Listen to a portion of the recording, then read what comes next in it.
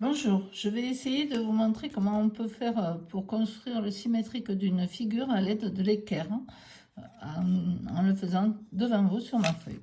Donc on a plusieurs points, A, B, C et D. Et à l'aide de ces 4 points, on peut construire la petite figure qui est faite d'un triangle ABC et du segment CD. Pour construire le symétrique de cette figure par rapport à l'axe D, je vais donc procéder en faisant le symétrique de chaque point par rapport à la droite D. Donc, par exemple, pour le point D, je vais commencer par faire la perpendiculaire, puisque nous avons vu dans la leçon qu'un axe de symétrie...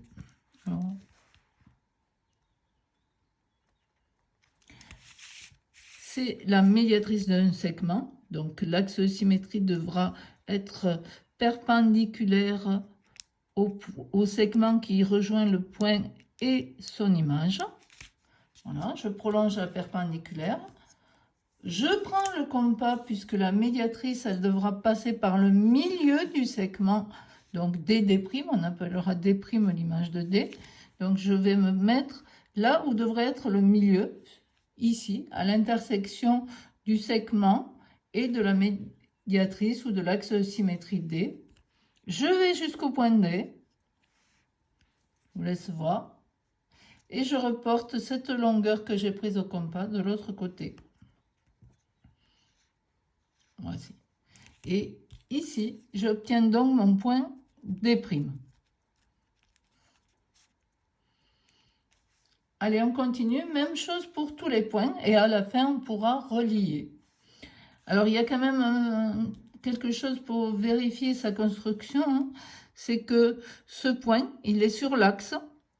Donc, son symétrique devra rester sur l'axe. C'est pourquoi on va commencer par faire le symétrique du segment CD, afin de bien le vérifier. Donc, j'ai fait le symétrique de D. Attention, le point C est de l'autre côté de l'axe. Donc, je me mets bien de l'autre côté de l'axe. J'essaie de vous montrer. N'oubliez pas de bien aligner l'équerre. Des fois, vous vous trompez. Donc, l'équerre, elle doit passer par le point C. Et l'autre angle droit, l'autre côté de l'angle droit doit être bien aligné avec l'axe. Vous voyez? Il est bien contre l'axe et on le voit entier. Parce que si vous vous mettez caché là, ça va pas. On ne sera pas bien perpendiculaire. On le voit que là, c'est à l'intérieur de l'équerre et là, à l'extérieur. Donc, ni comme ça non plus, pas d'espace. Bien contre, c'est que quand vous serez bien contre l'axe que vous pourrez faire une bonne perpendiculaire. Allez, on trace la perpendiculaire et on la prolonge de l'autre côté.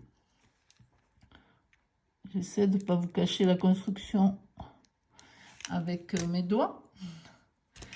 Même chose que tout à l'heure, puisque l'axe D doit être la médiatrice du segment C, C' qui va venir de l'autre côté de l'axe.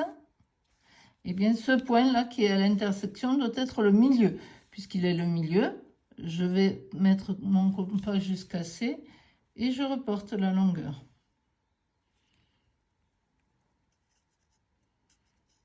Je peux refaire mon segment image C', D'.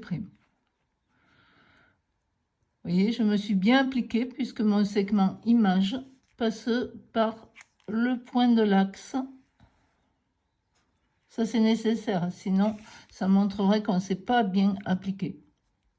Vous voyez, ce point, il doit être sur l'axe, c'est son propre symétrique.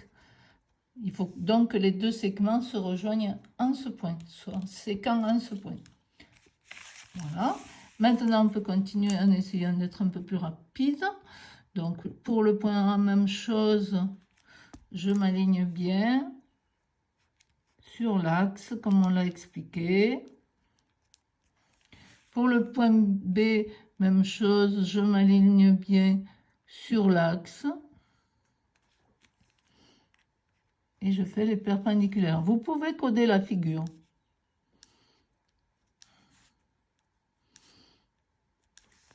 On prolonge de l'autre côté de l'axe.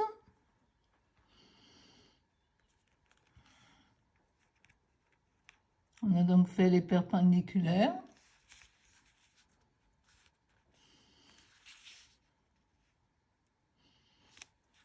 Voilà. Je prolonge de l'autre côté de l'axe.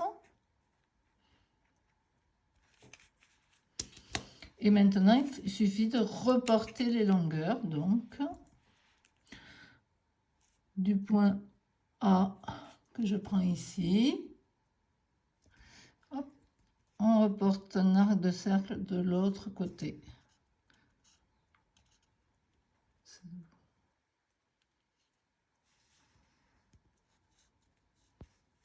Même chose pour le point B.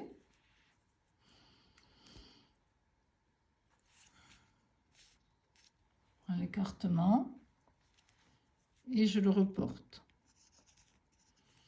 Au passage, vous pouvez voir que les segments sont parallèles. Les 4 perpendiculaires sont parallèles. Je ne sais pas si vous vous rappelez du théorème que nous avons vu et qui nous permettait également de construire des parallèles. Si deux droites sont perpendiculaires à une même troisième, alors elles sont parallèles entre elles. C'est pourquoi, pour vérifier aussi, toutes vos perpendiculaires vont devoir être parallèles entre elles. S'il y en a une qui ne l'est pas, ça vous montre que vous n'avez pas bien construit. Et donc, il faut essayer de réparer, de refaire.